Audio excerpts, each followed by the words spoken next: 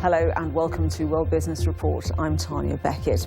We'll be talking about Facebook in a moment, but first, in the wake of the tragedy we've been hearing about in Dhaka, Bangladesh, the European Union has said that it will look into action to press for improvements and accountability on working conditions.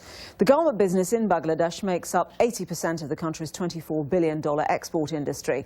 The International Labour Organization has been in Dhaka today pressing the government to take action to make sure that we don't see these images again. Gilbert Houngbo is the Deputy Director General of Field Operations for the International Labour Organization.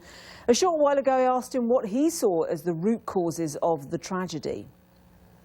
First of all, there is need to have a new labor law which will very specifically address the occupational safety and health issues.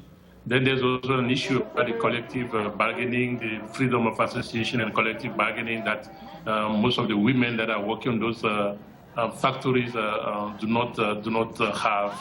Obviously, it's important to have those factories. We talk about 5,000 factories to be inspected, and according to the results, so proper action to be taken. Would you link the root cause of this disaster either to the labour costs and the fact that they are to be kept low if the cost of garments in the West are to be kept low, or would you say also there is an underlying lack of attention to safety standards? I think it's a bit of all of the above. On one side, there is a need for a much higher political commitment for all parties.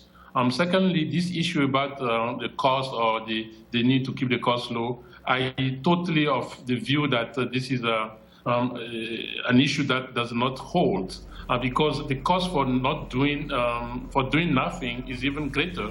And what is happening now is the suppliers are not able to fulfill the commitment, and the buyers. Well, let me just ask you then, who is in a position to bring pressure to bear here?